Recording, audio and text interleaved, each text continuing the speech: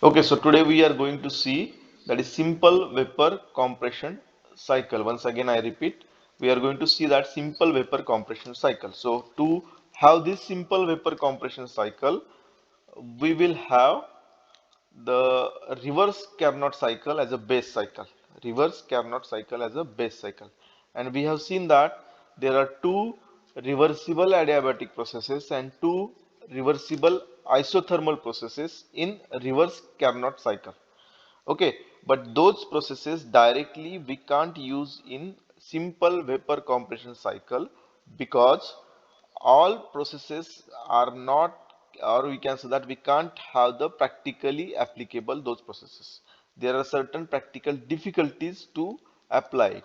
So those processes are replaced with the another processes, and that will be changed in the simple vapor compression cycle. So let us see one by one processes. So we will have the 1 to 2 is a compression process in compressor, and compression is a reversible adiabatic manner in case of Carnot cycle or reverse Carnot cycle. So it is kept as it is, or you can say that same in the VCC also. It is kept same as the VCC cycle also. So 1 to 2 will be reversible adiabatic compression. Okay, that is occurring in the compressor. Now see TS plot, you can see here.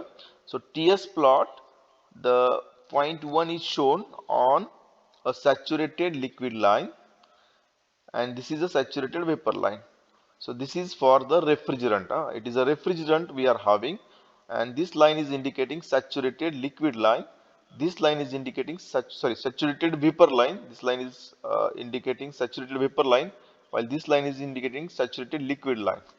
So saturated vapor line means you will have the vapors on this line, 100% vapors on this line, and after this you will have the superheated region. In this you will have the wet region, and here you are having the liquid region. So that we have discussed in the properties of the pure substances. So we are going to consider that at point 1 you are having the vapors only. Okay, you are having the refrigerant vapors only, and it is not superheated or it is not wet, but it is the saturated vapors only. So that we are considering, and you are compressing it by the reversible adiabatic manner, means entropy will not change. Reversible adiabatic manner means entropy will not change. So that's why 1 to 2 process is showing you the reversible adiabatic process. 1 to 2 process is showing the reversible adiabatic process. Now, on the TS plot, if you want to plot the constant pressure lines, okay, on TS plot, if you want to plot the constant pressure lines, then those are like this. Okay, you can see that there are two pressure lines shown on this diagram, in this diagram. That is 3, 4, or you can say that 4-1, or this dark line is showing you the constant pressure line. These lines are showing a particular pressure. So this is what? Evaporator pressure. So it is a evaporator pressure, while these pressures are showing you the condenser pressure. This is also called as a high pressure line. This is also called as a low pressure line. So low pressure is in evaporator, so that's why it is a evaporator pressure line, and this is high pressure line is in condenser, so that is called as a condenser pressure line. Okay, so you are compressing the vapors in compressor from 1 to 2, means from evaporator pressure to condenser pressure. From evaporator pressure to condenser pressure you have to increase it. So you will increase it by reversible adiabatic manner. You will increase it by reversible adiabatic manner, means what? It is in entropy, constant entropy process. So it is a constant entropy process. You will increase it. Now the next process is there in condenser. So what is that condenser process? 2 to 3 is a condensation process, during which you will reject the heat. Okay, you will reject it. Now condenser is a component which is having the tube and tube substructure. It is just like a heat exchanger. Okay, it is a heat exchanger where the heat is exchanged. Now if these vapors will enter in the condenser, it gets condensed and heat is rejected. Now in case of reversible Carnot cycle, this process should be constant temperature process. In reverse Carnot cycle, this process should be constant temperature process. Now, if you are having the constant temperature process, this 2 point and 3 point should be in a single line. You can see that constant temperature means this will be a horizontal line. From 2 to 3, that 3 point should be a horizontal line. And if you are having that type of horizontal line, you can see that the pressure will not be same, it will change, because this is a one pressure line, another pressure line will be goes above this, another will be goes above this. So likewise, there will be different pressures which will be occurring if you are going to have the constant temperature process. And in a condenser, which is just like a heat exchanger, it is not possible to maintain the different pressures for different stages. So that's why this process is not possible in a simple condenser, and that's why this process is replaced with constant pressure process instead of constant temperature. Constant pressure process will be practically easier, it is possible. So that's why instead of having constant temperature process, you will have constant pressure process. So 2 to 3 is a constant pressure process in VCC cycle. In reverse Carnot cycle, it should be constant temperature, that is isothermal, but in case of VCC cycle, this is isobaric process, that is constant pressure process, and you will reject the heat. So this is possible uh, and practical also. So that's why it is changed. Okay, any doubt in this? Any doubt in this? Okay, shall we proceed then? Yes, okay. Okay. The next point is there. You are condensing it, means what? You will make it liquid. You will make it liquid. Let us consider that you are getting the saturated liquid. Saturated liquid means there is no any vapor part remain, or there is no subcooled liquid. Okay, liquid below the saturation temperature. That is called as a subcooled liquid. Liquid below the saturation temperature is called as a subcooled liquid. So it is not having the subcooled liquid or vapor part, but it is a saturated liquid. So that's why at point 3 you will get the saturated liquid, that is condensation. Now you will have the next process as an expansion process, and now this expansion process is considered reversible adiabatic in case of reverse Carnot cycle. Carnot cycle is considering that the 3 to 4 process should be a reversible adiabatic process. Reversible adiabatic process. Now in this case we are using the expansion valve just like a capillary tube. In most of the refrigeration plant, the capillary tube is used for the expansion valve. Now this capillary tube, if you are using for the expansion valve, which is very simple, less costly and practically possible, then in that case the entropy is not going to remain constant. We are considering that in Carnot cycle, we are considering that it should be a reversible adiabatic. Reversible adiabatic means what? Entropy must be constant. Entropy must be constant. But if you are using the expansion valves like capillary tubes, then the entropy will not be remains constant, because that process is adiabatic process, no doubt, but it is not reversible. Process is adiabatic but not reversible. So reversible adiabatic process is only called as isentropic process, or entropy will remain constant during that. So in this case adiabatic process is happening but it is not reversible.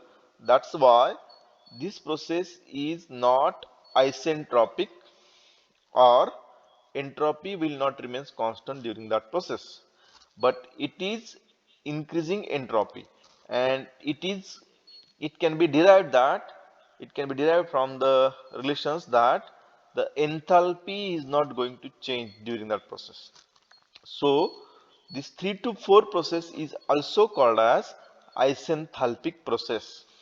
See, it is a throttling process, and throttling process we are knowing that enthalpy will not change, but it will be a isenthalpic process. So 3 to 4 process is considered as isenthalpic process. In case of reversible Carnot cycle, it should be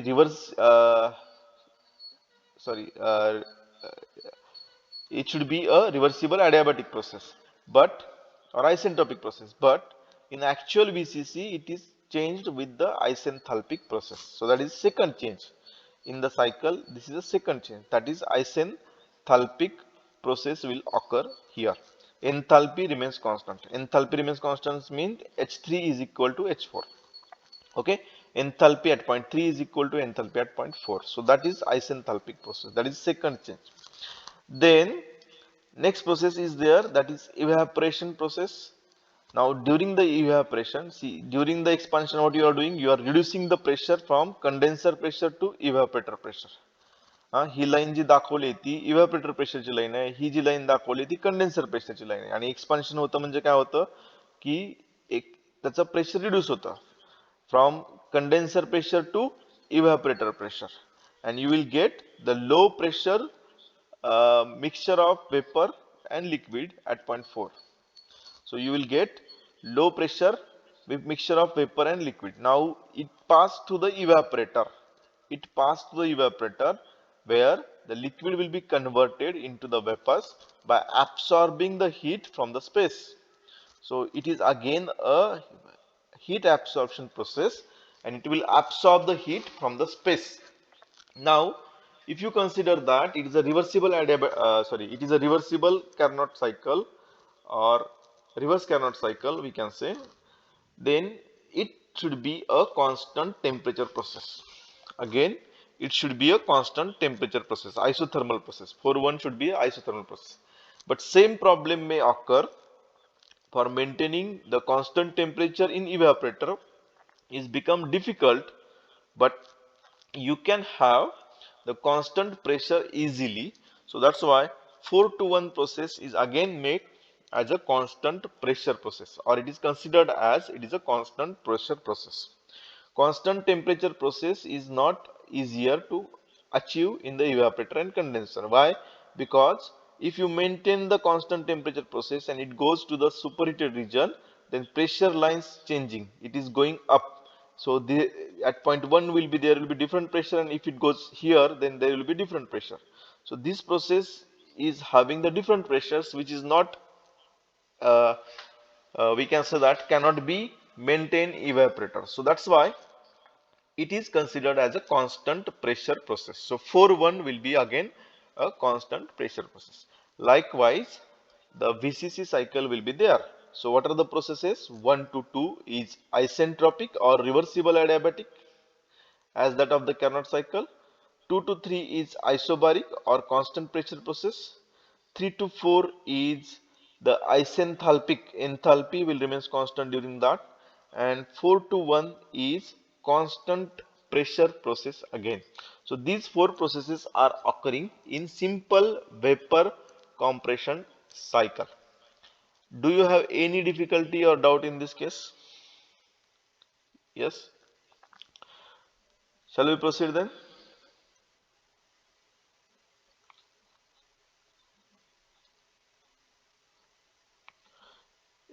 Shall we proceed or not? Okay. Okay, then next point we will discuss. Now see, we have seen the TS diagram for simple vapor compression cycle. We have seen the TS diagram for such a simple vapor compression cycle. But instead of having the TS diagram, if you are having the P and H diagram, pressure versus enthalpy diagram, then you can have the easy analysis. So analysis becomes very easy for simple vapor compression cycle. See, in each and every such case, the diagrams will change, which is a better and which is more useful, that is used. So in refrigeration cycle, the pH diagrams are important. In case of Rankine cycle or steam case, the HS diagram is used. Now in case of simple vapor compression cycle, the pH diagram is used, and those are available for different, we can say that, refrigerants. Different refrigerant, that pH diagrams are available. So in this case, you can see that the pH diagram So as I've said that if you start from point 1, then it is isentropic process.